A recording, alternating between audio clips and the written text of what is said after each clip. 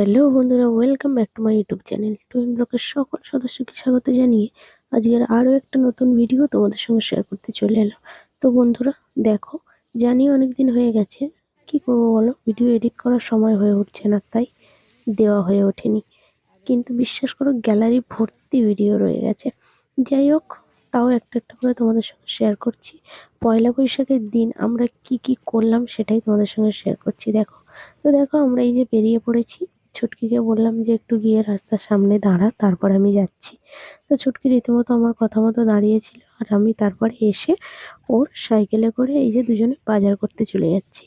তো আমরা রাস্তাতে এই যে যাচ্ছি, দেখতে পাচ্ছ নিশ্চয়ই। আর এই যে বাজারের কাছাকাছি প্রায় চলেই এসেছি, এবং বাজারের মধ্যে এবার আমরা ঢুকে যাব। তো দেখো, এই যে চলতি রাস্তাতে যাচ্ছি তো, আর প্রচুর গরম পড়েছে, কি বলবো তোমাদেরকে, এত গরম। যাই হোক, গরম হলে কি হবে, বাজার তো করতে হবে আর খেতেও হবে। তো আজকে দুজনের পালা পড়েছে বাজার করার জন্য। তো দুজনে কি বাজার করলাম, কি কি করছি, কত টাকায় বাজার করলাম, সবটা তোমাদের সঙ্গে শেয়ার করব। ভিডিওটা স্কিপ্ট না করে তোমরা দেখতে থাকো। তো বাজারের মধ্যে আমরা ঢুকে গেছি, এবং এই যে ছুটকি একটা জায়গাতে সাইকেলটাকে দাঁড় করিয়ে রেখে দিয়েছে। তো প্রথমে আমরা দুজনে চলে এলাম মাংস দোকানে। তো মাংস দোকানে এসে আমরা প্রায় অনেকক্ষণই দাঁড়িয়েছিলাম। আর মাংস দোকানে এত ভিড় হয়েছে, কি বলবো, ভিড় হওয়ারই কথা। কারণ আমরা তো শুধু নয়, সবাই এই দিনটাতে একটু মাছ মাংস সব খাবে শুনেছি। পয়লা বৈশাখে নাকি যে যা করে সারা জীবন সে তেমনই করে, এটা প্রবাদের কথা। কতটা সত্যি আমি জানি না, তবে যাই হোক, মোটামুটি এরকম করে আমরা পুরো আধা ঘন্টা দাঁড়িয়ে থাকার পর মাংসটা আমরা পেয়েছিলাম, এবং মাংস নেওয়ার পরে ওনাকে টাকা দিয়েছিলাম, টাকাটা আমাদেরকে রিটার্ন করেছিল। করে ওখান থেকে যাই হোক মাংস নিয়ে আমরা বাজারের মধ্যে দুজনে ঢুকে পড়েছিলাম। আর তারপরে ওখান থেকে এসে এই যে বাজারের সবজি দোকানে ঢুকেছি, দেখতে পাচ্ছ, এখান থেকে একটু চেঁচিয়ে নিয়ে নেওয়া হয়েছিল।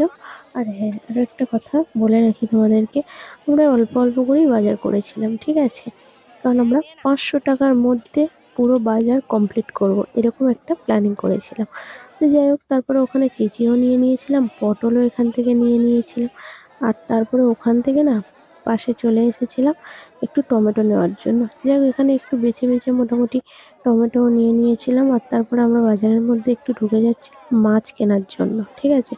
প্রথমে যেহেতু মাংসটা নিয়ে নিয়েছি, আর মাছের বাজারে ঢুকে তো পুরো মাথায় হাত পড়ে গেছে, কি বলবো, এত মাছের দাম না, মানে প্রচুর হারে মাছের দাম। যেহেতু পটল নিয়েছিলাম, তাই একটু চিংড়ি মাছ নেওয়ার জন্য আমরা পুরো বাজারটা ঘুরছিলাম, মানে মাছের বাজারটা। তো চিংড়ি মাছের কি দাম, কি বলবো, চিংড়ি মাছের দাম ওখানে আমরা জিজ্ঞাসা করেছিলাম, তো ওখানে আমাদেরকে বলছিল যে চিংড়ি মাছের 80 টাকা নাকি 80 টাকা কি করব, কিছু করার ছিল না, 200 মতো নিয়ে নিয়েছিলাম। যাই হোক, এরকম করে ওখান থেকে চিংড়ি মাছ নিয়ে এদিকে আসার পথে দেখলাম যে রাস্তার মাঝখানে খাসির মাংস ঝুলছে। এটা কি খাসি তা কি জানি। যাই হোক, আমাদের খাসি খাওয়ার কেউ নেই, তো খাসি আলোচনা করাও দরকার নেই। ওখান থেকে মোটামুটি খাসির মাংস দেখে দেখেই চলে এলাম। তারপরে ওখান থেকে এসে আমরা আদা রসুনের দোকানে এসেছিলাম। আদা রসুন কিনতে গিয়ে তো মাথায় হাত পড়ে গেছে, যেন সোনা দোকানে সোনা কিনতে এসেছি। সোনার দামও এত বেশি নয়, মানে আদা রসুনের দাম যা বলছিল।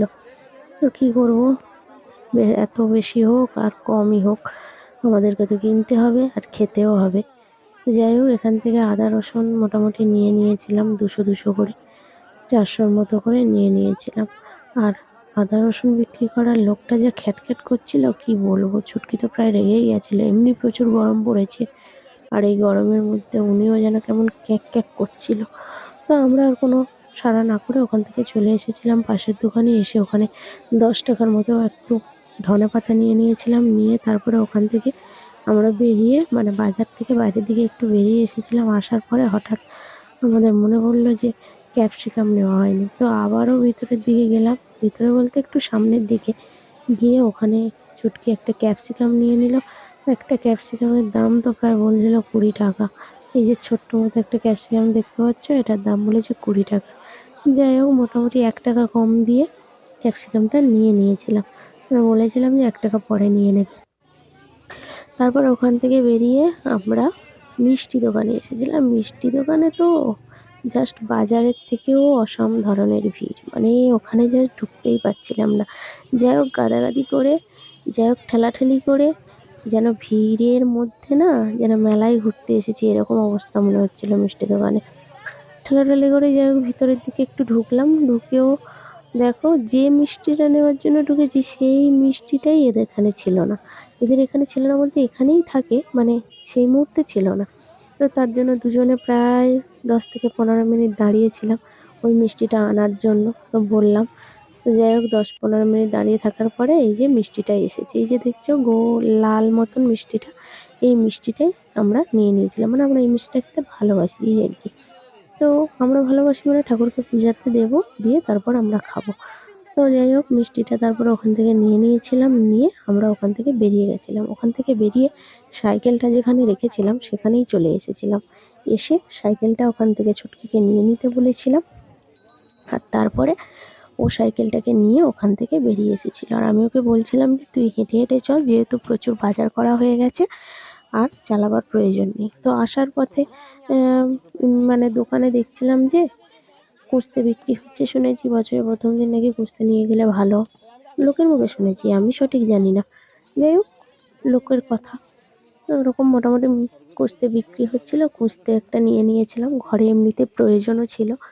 তো একটা কুস্তে নিয়ে নিয়েছিলাম দোকান থেকে। কুস্তিটাকে নিয়ে ভালো করে বলেছিলাম আমাকে বেঁধে দিয়ে দাও। তো ওগুলো নিয়ে আমরা বাইরের দিকে যখন বেরিয়ে আসছিলাম তো ছুটকি বলছিল যে এই বৌদির দোকানের চপটা খেতে খুবই ভালো লাগে, মানে কি বলবো। আর আমি যখন ভিডিও করছিলাম বৌদি আমার দিকে তাকিয়েছিল।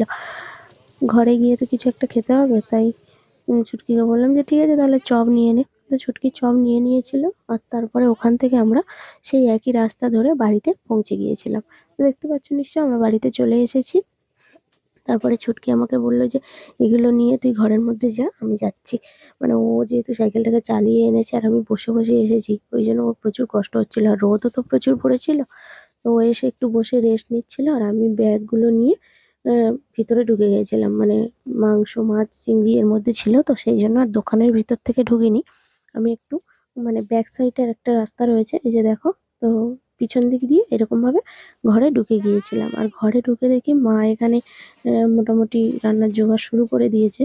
রান্নার জোগাড় বলতে আমরা সবজি এটা ওটা কিনতে গেছিলাম, কিন্তু মা এখানে চাল ধুয়ে নেওয়া এটা ওটা করা মানে আরও যে কাজগুলো সেগুলো করে নিচ্ছিল। তো যাই হোক তারপরে এরকম করে মোটামুটি 10-20 মিনিট যাওয়ার পরে আমি ঘরে ঢুকে গিয়েছিলাম। ঘরে ঢুকে গিয়ে স্নান পান করার জন্য চেঞ্জ করতে গেছিলাম, আর ছুটকি চেঞ্জ করে এখানে চিংড়ি মাছ করতে বসে গিয়েছিল। কারণ অনেক কিছু জিনিস আনা হয়েছে, সেগুলো তো কাটাকুটির ব্যাপার রয়েছে, অনেকটা সময় যাবে। সেই জন্য ছুটকি এখানে চিংড়ি মাছ করতে বসে গেছে। আর দেখছো অন্ধকার মতো আমাদের ঘরটাতে না প্রচুর পরিমাণে অন্ধকার, কি বলবো বলো, চারদিক থেকে ঘেরা তো, তাই আলো ঢোকে না। আর আমি স্নান করে এই যে চলে এসেছি দেখতে পাচ্ছ, আর এই যে জামাটা দেখতে পাচ্ছ মানে নাইটি, আমরা বছরের প্রথম দিনে একটা করে নতুন, হয়তো ভালো জামা কিনতে পারি না কিন্তু নতুন নাইটি হলেও সেটা ব্যবহার করি। তো এই নাইটিটা আমি পরে নিয়েছিলাম, আর ছুটকির জন্য ছিল, ও স্নান করেনি, ও পরে পরবে। আর এখানে দেখো আমি পুজোর জোগাড় করছিলাম, আর এদিকে মা রান্নার জন্য সব যে আনাজগুলো আনা হয়েছিল এবং মা যে কিছু শাক তুলেছিল সেগুলো কেটে কুটে প্রায় কমপ্লিট করে নিচ্ছিল। মানে মা এই কাজগুলো করছিল। তারপরে আমি পুজো দেওয়ার জন্য থালা বাসন যেহেতু ধুয়ে আনা হয়ে গেছিল, তখন মহাদেবকে স্নান করিয়ে নিয়েছিলাম এবং আমাদের গোপুসোনাকেও স্নান করিয়ে ড্রেস পরিয়ে ওর জায়গা মতো বসিয়ে দিয়েছিলাম। দিয়ে পুজোর জোগাড়টা করে নিয়েছিলাম, মানে যে মিষ্টিগুলো এনেছিলাম সেগুলো একটু পুজোতে দিয়ে দিয়েছিলাম। তো দেওয়ার পরে আমি তুলসী থানে এসেছিলাম। তুলসী থানে এসে দেখলাম যে মা প্রায় সকালবেলা উঠে ঝাড়া টাড়া লাগিয়ে মানে স্নান করে ঝাড়া লাগিয়ে কমপ্লিট করে রেখে দিয়েছে। তো আমি একটু তুলসী গোড়ায় জল দিয়ে দিয়েছিলাম। দেওয়ার পরে এখান থেকে আমি ঠাকুর ঘরে চলে এসেছিলাম। এসে এখানে প্রায় 10-15 মিনিট একটু বসেছিলাম। বসে থাকার পরে তো আমরা গোপুসোনাকে না খাইয়ে তো পুজো কমপ্লিট করি না, তো সেই জন্য আমি একটু অপেক্ষা করছিলাম। তারপরে এখানে কিছুক্ষণ বসে থাকার পরে আমি গোপুসোনাকে একটু খাইয়ে দিয়ে দিয়েছিলাম, আর একটু মুখে জল ধরে দিয়েছিলাম। তো যেগুলো করার পরে আমি পুজো প্রায় কমপ্লিট করে নিয়েছিলাম, মানে এখানেই আমার পুজো কমপ্লিট হয়েছিল। আর ভিডিওটা এই পর্যন্ত কেমন হলো তোমরা আমাদেরকে বলো, ভালো লাগলে লাইক কমেন্ট শেয়ার করতে ভুলো না। আর এতক্ষণ ভিডিওটা দেখার জন্য সবাইকে অসংখ্য অসংখ্য ধন্যবাদ তোমাদের।